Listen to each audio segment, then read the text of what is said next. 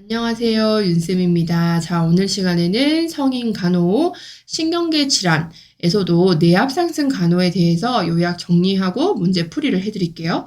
자, 교과서는 성인 간호 352페이지부터 해당되는 내용이고요. 여기에 보시면 다양한 신경계 질환들이 나와 있어요. 그런데 그 질환들이 중요한 게 아니라 이 신경계 질환이 발생을 했을 때 대부분 다 뇌압 상승이 발생을 합니다.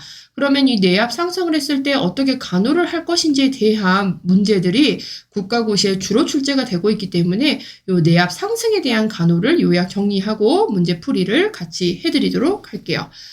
자, 그러면 먼저 신경계 질환이 발생을 하면 대부분 다 두 개의 강 뇌압이 상승을 합니다. 그러니까 머리 안쪽에 압이 상승을 하는데, 자, 이렇게 상승하여서 뇌 혈류량이 감소하면 뇌 조직으로 가는 산소 공급이 줄고 뇌 혈관이 허열, 피가 부족해지는 상태가 초래되고요. 이로 인해서 뇌 기능의 장애, 의식 장애가 주로 발생을 합니다. 자, 두개강 뇌압 상승 시의 증상 중요해요. 3대 증상이죠. 두통, 구토, 유두부종이라고 되어 있어요. 그래서 여러분 요거 두통, 구토는 아시겠죠? 유두부종. 자, 유두부종이 무엇이냐? 제가 그림을 잠깐 띄워드릴게요. 유두부종이라고 하는 거는 잠시만요. 그림을 가져와야 돼요. 아이고. 여기 보시면 여러분 눈이에요. 눈 안쪽을 보면 굉장히 복잡한 구조로 되어 있는데, 자, 요게 이제 눈 안쪽의 구조고, 유두부종이라고 하는 거는 시신경이 들어가는 부위의 부종이라고 되어 있거든요. 망막에서 시신경이 들어가는 부위의 부종을 우리는 유두부종이라고 이야기를 한단 말이에요. 자, 그래서 보시면 망막에서 시신경으로 이렇게 들어가는 부위, 이쪽 부위에 지금 부종이 생기는 것을 우리는 유두부종이라고 해요. 그러니까 좀 어려워요, 눈의 구조 자체가. 그런데 굳이 이거를 이렇게 보실 필요는 없겠고, 유두부종이라고 하면은 눈 아래 부종이 생겼다, 이렇게 보시면 돼요. 눈 아래 부종, 이렇게 기억을 하시면 돼요. 그래서 뇌압이 상승을 하게 되면 두통과 구토, 뇌가 자꾸 눈을 눌러요. 그래서 눈 아래, 눈 안쪽에 부종이 생기는 유두부종의 3대 증상이 발생을 합니다. 그 다음에 그 외에 뭐 현기증, 사지 감각 및 운동장애, 그 다음에 뭐 쿠싱 반사, 유두부종, 의식장애, 호흡장애 이런 것들이 있는데, 여기 뭐 나와 쿠싱 반사 이런 거 굳이 중요하진 않아요. 여기에 대한 설명은 책에 나와 있으니까 참고해서 보시면 되겠고, 중요한 거는 두개강 뇌압 상승 시의 3대 증상, 두통, 구토, 유두부종. 유두부종 어렵게 생각하지 마시고 눈알 부종, 눈알이 부었다, 이렇게 기억하세요. 그냥 쉽게. 자, 이렇게 3대 증상 기억하시고요. 자, 그러면 제일 중요한 거, 뇌압 상승 시에 어떤 간호를 할 것이냐, 이게 정말 중요합니다. 요게 주로 시험에 나오죠. 자, 뇌압 상승의 간호를 보시면 상체를 15에서 30도 정도 상승시킵니다. 압이 더 이상 올라가지 않게 상체를 상승시켜요, 여러분. 상승입니다. 그래서 상체를 상승시키고, 상체 상승이에요. 하지 상승 아니에요. 자, 그 다음에 절대 안정, ABR 해주셔야 되겠죠? 절대라는 말이 붙으면 100% 안정하셔라, 100% 가만히 누워있어라. 그래서 absolute bed rest, 약어로 ABR이라고 표현을 합니다. 그래서 우리가 활동을 하게 되면은 몸에 압이 올라가면서 당연히 뇌압도 올라가겠죠? 그렇기 때문에 뇌압이 상승됐을 때는 절대 안정시켜서 더 이상 압이 상승되지 않게 하셔야 되겠고, 과호흡을 시켜주잖아요. 과호흡을 시켜주면은 일시적으로 상승되었던 뇌압이 하강을 합니다. 그래서 과호흡 시켜서 뇌압을 떨어뜨려 주셔야 되겠고, 활력징후 잘 관찰하셔야 돼요. 그래서 맥박, 혈압, 특히 뇌압 상승하면 혈압도 같이 상승을 하겠죠. 혈압 등의 활력 징후를 자주 측정을 하셔야 되겠고, 자, 그 다음에 우리 뇌압 상승 간호에서 동공 크기, 그 다음에 대광 방사를 확인을 합니다. 그래서 동공, 동공의 크기를 확인하시고, 대광 반사라고 하는 건 제가 밑에 써놨죠. 동공이라고 하는 거는 어두운 곳에서는 커져요. 이 어두운 곳에서는 동공 자체가 사이즈가 크죠. 그런데 밝은 빛을 비춰주게 되면은 동공이 이렇게 작아지거든요.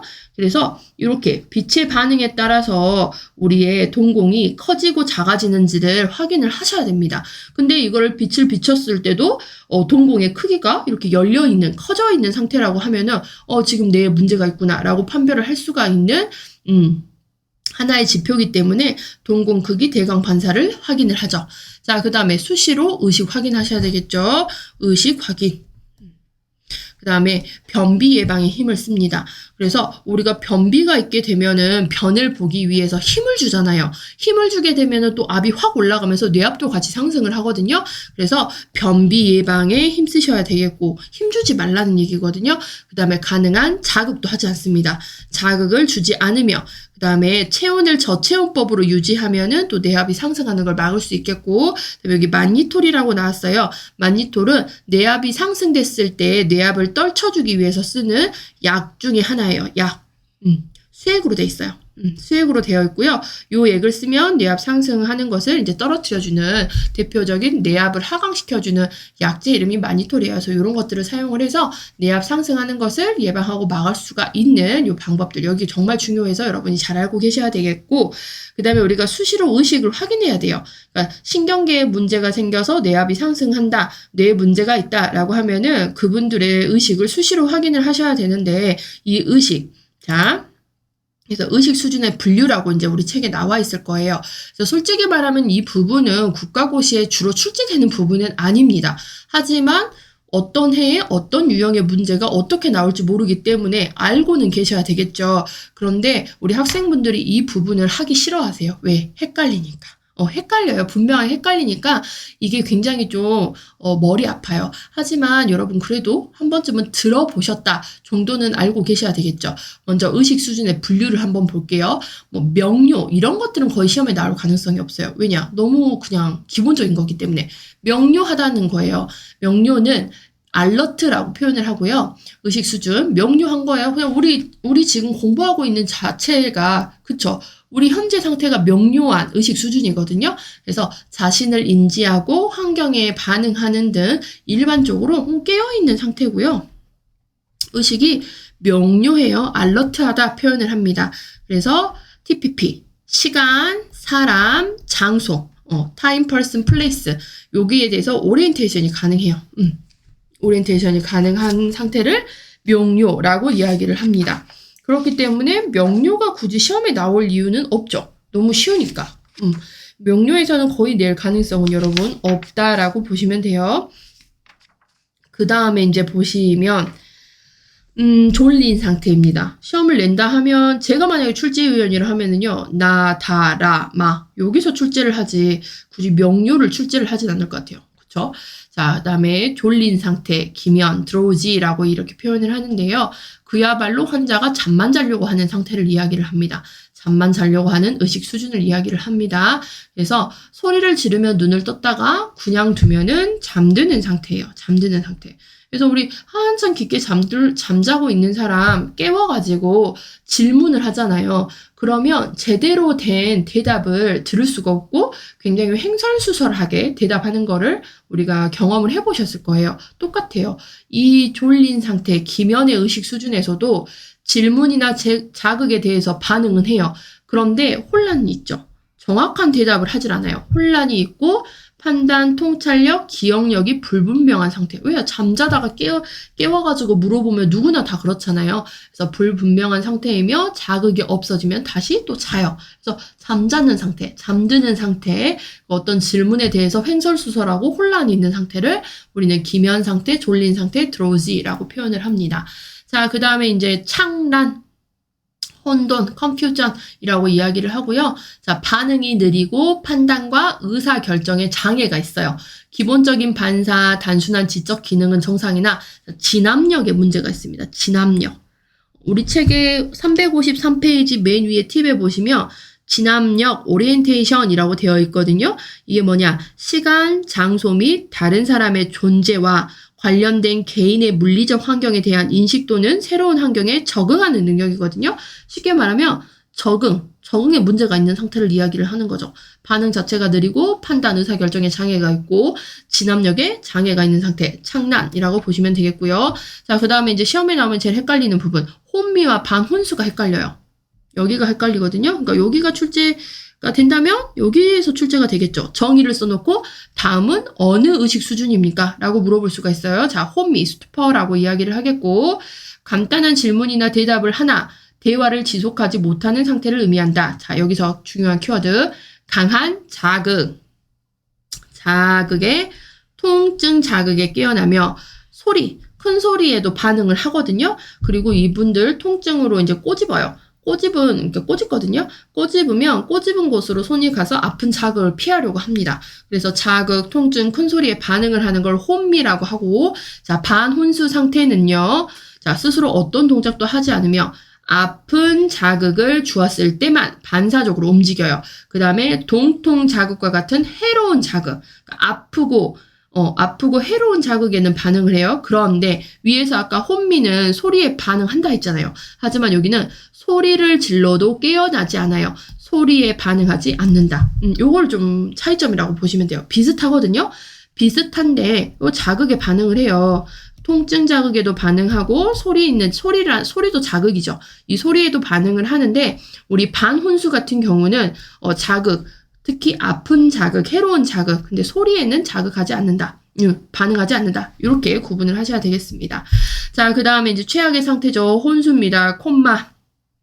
이거 뭐 식물인간의 상태라고 이야기를 하는 콤마. 자, 어떠한 자극에도 반응 자체 없어요. 각성하지 않은 상태로 외부에 대해서 완전히 반응이 없는 상태를 혼수 상태라고 이야기를 하겠습니다. 그렇기 때문에 의식 수준 분류에 대해서 문제를 출제를 한다 하면 뭐 명료라든지 여기 혼수 같은 경우에서는 출제할 가능성은 좀 낮아 보이고요. 이 중간 부분 졸린 상태, 창난, 혼미, 반혼수 여기서 낼 건데 저 같은 경우라면 라와 마 헷갈리니까 여기서 주로 낼지 않을까라는 생각을 합니다. 하지만 최근 한 5년 국가고시에서 의식 수준을 물어보는 문제는 나오지는 않았었어요. 그래서 우리가 신경계에 문제가 있는 사람들 간호를 할 때는 이렇게 수시로 의식도 체크를 하셔야 되는데 이 의식 수준이 지금 어느 수준에 있는지 이런 상태를 보고 판단을 한다라고 보시면 되겠습니다. 자, 그 다음에 이제 그 질환들이 이제 책에 보면 굉장히 많이 나와 있어요. 그래서 질환을 아예 안 보고 넘어갈 수도 없는 부분이어서 간단하게만 좀 보고 넘어가겠습니다. 뇌 종양이 나왔죠. 종양은 혹, 덩어리 이렇게 보시면 되겠고 요 두개골 내에 생기는 모든 종양을 뇌종양이라고 이야기를 하죠. 그래서 종양이 두개골 안에서 성장하기 때문에 종양이 커지면 자, 뭐가 상승해요? 뇌압이 상승해요. 그렇기 때문에 뇌압 상승 간호에 대해서 자꾸 언급이 되는 거고요. 자, 뇌압이 상승하게 되면 여러분 3대 증상, 두통, 구토, 또 하나 뭐 있어요? 유두부종 기억하셔야 돼요. 유두부종 같은 등의 뇌압 상승 증상이 나타날 수 있습니다.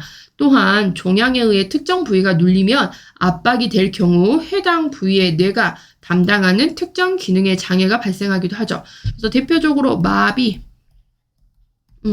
그 다음에 뭐 발음이 어눌해지거나, 그 다음에 눈이 잘 안 보인다고 해요. 시력 저하 같은 것들도 발생할 수가 있겠고, 등등등 여러 가지. 우리가 뇌신경, 12쌍, 이거 배우셨잖아요. 이 12쌍을 종양이 눌러요. 이 12쌍 중에 어느 신경 하나만 눌러도 그 신경에 문제가 발생을 해서 청력에 문제가 발생을 할 수도 있겠고 후각에 문제가 발생을 할 수도 있겠고 등등등 굉장히 많은 문제가 발생을 했기 때문에 뇌 종양이 생기게 되면은 아무튼 해당 부위의 뇌가 담당하는 특정 기능에서 장애가 발생을 합니다.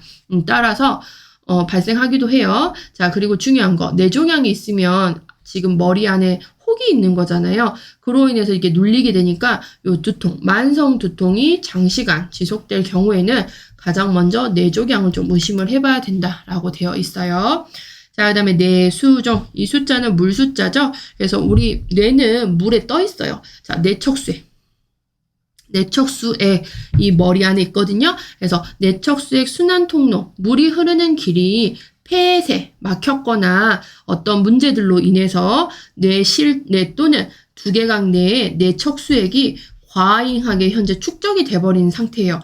그래서 머릿속에 일정량의 물이 있어야 되는데 이 물의 양이 어디 부분이 폐쇄가 됨으로써 물의 양이 너무 많아지는 거죠. 그래서 머릿속 공간은 일정한데 그 일정한 공간에 물의 양이 너무 많아져요. 그러면 또 뭐가 올라가요? 뇌압이 상승하게 되는 거를 이야기를 합니다. 그래서 뇌수종은 이 숫자, 뇌척수액이 과잉 축적돼서 발생하는 거다라고 보시면 되겠고, 자, 그 다음에 뇌출혈. 요거는 그야말로 뇌 안의 출혈. 두 개 내에 출혈이 있는 것을 이야기를 해요. 그래서 출혈이 있게 돼도 여러분 뇌압은 상승을 하게 되고요.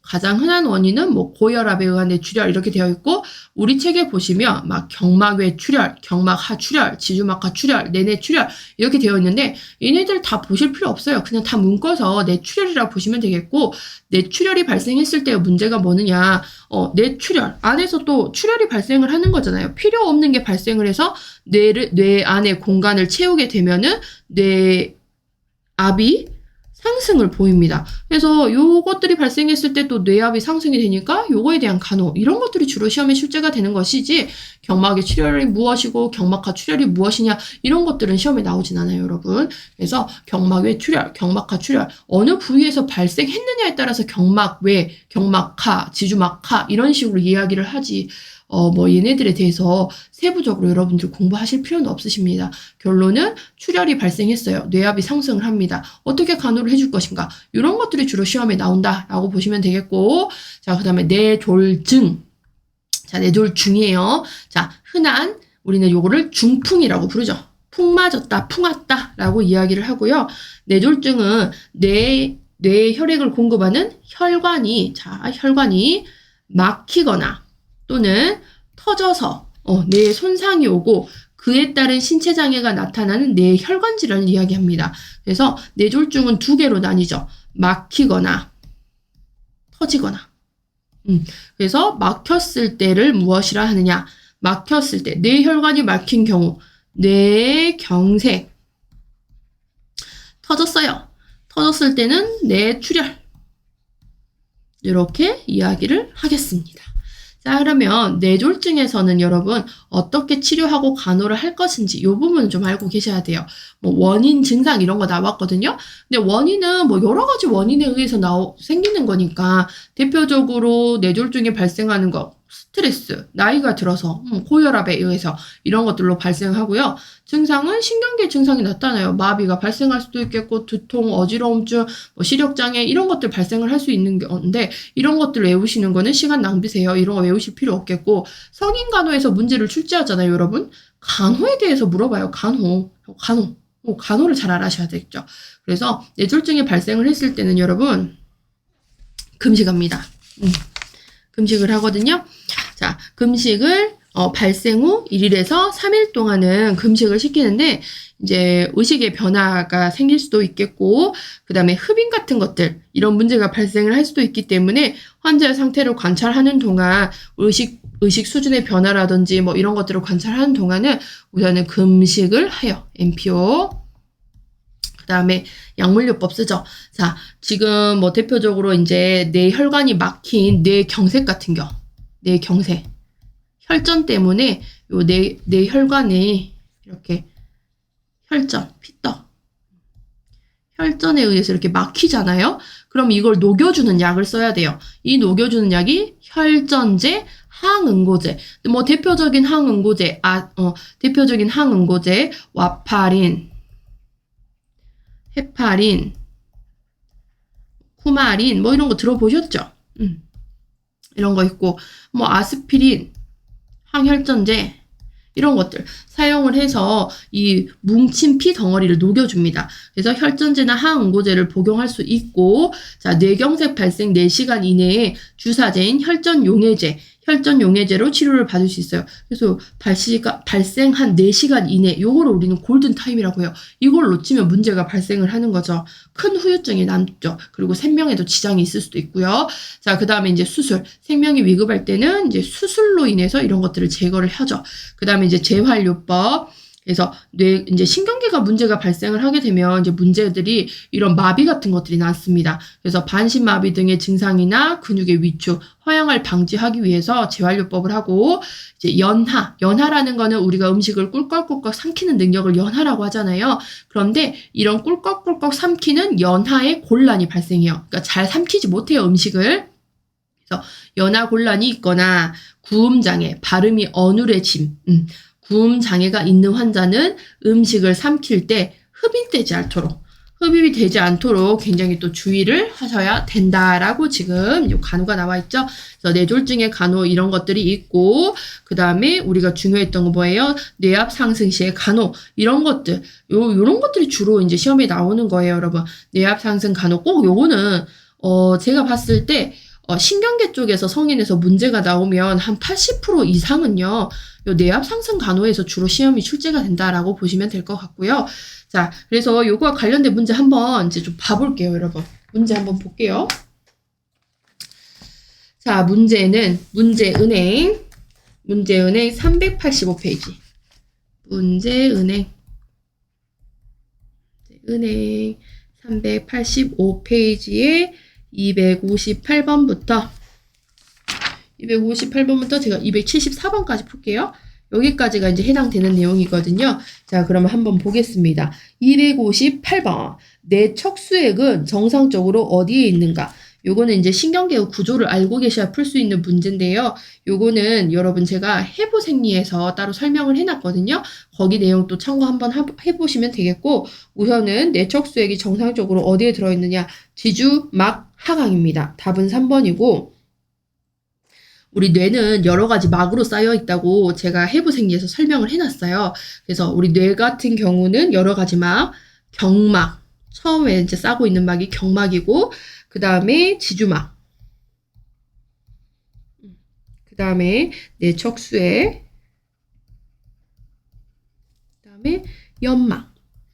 이렇게 우리 뇌는 여러 가지 막으로 쌓여 있고 심지어 물에 둥둥 떠 있는 상태거든요. 그래서 이 순서를 기억을 하셔야 돼요. 뇌는 경막, 지주막, 뇌척수액, 연막 이 순서로 해가지고 그 밑에 이제 뇌가 있는 거고요. 여러 가지 막으로 우리 뇌는 중요하니까 여러 가지 막으로 쌓여 있고 거기다가 물에 이렇게 둥둥둥 떠 있는 상태예요. 머리 안에서. 그래서 요거를 경, 주, 수, 연 이렇게 기억하시면 돼요. 경주, 수연. 자, 그래서 경막 밑에 지주막이 있어요. 그래서 지주막 밑에 보면은 내척수액이 있거든요. 여기서 내척수액은 정상적으로 어디에 있느냐? 지주막의 하, 강. 이 지주막의 밑에 뭐가 있어요? 내척수액이 있다라는 거죠. 그래서 답은 지주막 하강. 답은 3번이 되겠습니다. 자, 그다음에 259번. 환자의 의식 상태를 사정할 때 처음 사용하는 사정 방법 이렇게 되어 있거든요. 그래서 우리 환자가 쓰러져 있어요. 쓰러져 있는 환자를 의식 수준을 확인을 하려 해요. 환자 때리는 거 절대 안 돼요. 흔들어 보거나 때리지 않고요. 먼저 환자분 눈 떠보세요. 제 말 들리십니까? 이런 식으로 언어적 자극, 언어적으로 환자를 불러야 돼요. 답은 1번이 됩니다. 그 다음에 260번. 자, 이제 의식 수준에 대해서 나왔어요. 의식 수준 보시면, 자, 의식 수준 중 혼미. 자, 혼미는 어떤 상태인가? 라고 물어봤어요. 자, 자극에 반응을 해요. 모든 자극. 강한 자극, 통증, 큰 소리에 다 반응을 한다 했거든요. 답은 1번이죠. 큰 소리 자극에만 반응한다. 자극에 반응합니다. 자, 그 다음에 2번 볼게요. 자극에 적절하게 반응한다. 적절하게 반응하는 것은 명료한 상태. 3번, 질문에 대해서 부적절한 반응이라고 보이거든요. 자, 질문에 대해서 부적절한 것은 요 졸린 상태일 수도 있겠고, 창란일 수도 있어요. 자, 그 다음에 4번, 자극에 전혀 반응하지 못하는 거는 요 혼수가 되겠죠. 혼수. 졸리는 듯 눈을 반쯤 감는다. 졸린 상태라고 보시면 됩니다. 자, 그 다음에 261번. 자, 68세 남성 환자는 이름을 부르면 대답은 없으나 큰 소리. 자, 그 다음에 빛에 대한 반응. 반응 보여요. 요거 빛에 대한 반응 여기 나와 있진 않은데, 아무튼 빛에 대한, 요것도 빛도 자극이거든요. 자극에 반응, 눈을 뜨고, 통증 자극에도, 피하려는 듯 행동을 보이고 있어요. 꼬집으며 꼬집은 곳으로 손이 가서 아픈 자극을 피하려고 한다. 자, 요렇게 모든 자극에 다 반스하죠. 소리, 통증, 빛, 모든 자극. 소리, 빛, 통증 이런 자극에 다 반응을 하는 거는 우리는 혼미라고 할 수가 있죠. 답은 3번이다 라고 보시면 돼요. 자, 그 다음에 262번. 의식 수준을 사정해서 진압력 장애가 있는 환자를 대하는 방법으로 옳은 것은, 자, 자, 진압력에 문제가 있어요. 그러면 시간, 사람, 장소 등에 대해서 굉장히 문제가 지금 있거든요. 여기가 지금 시간이 어떻게 돼요? 라고 하면은, 몇 시인지도 잘 모르고, 그 다음에 지금 옆에 있는 사람은 누구예요? 본인은 누구예요? 라고 물어봤을 때 이거에 대해서도 적절히 대답하지 못해요. 지금 이 장소가 어딜까요? 라고 물어봐도 이거에 대해서 어떻게 제대로 대답을 못하죠. 그래서 이런 시간, 사람, 장소 등에서 적절하게 반응하지 못하는 사람들에게서는요, 진압력에 장애가 있는 환자에게서는 시간, 사람, 장소 등을 자주 인식시켜 줍니다. 지금 환자분이 계시는 곳은 중환자실이고요. 오늘 시간은 지금 이렇게 되고, 그 다음에 장소는 현재 병원이세요. 라는 것들을 자극을 해주는 거죠. 인식을 시켜주는 겁니다. 답은 2번이 되겠습니다. 자, 263번. 환자의 의식 상태를 사정할 수 있는 방법으로 옳지 않은 것은 이렇게 되어 있어요. 나머지는 여러분 다 맞고요. 그 다음에 5번에 보시면 업무나 상황에서 초점을 맞출 수 있는 집중력을 사정한다라고 되어 있는데 업무나 상황에 초점을 맞출 수 있는 주의력을 사정합니다. 주의력.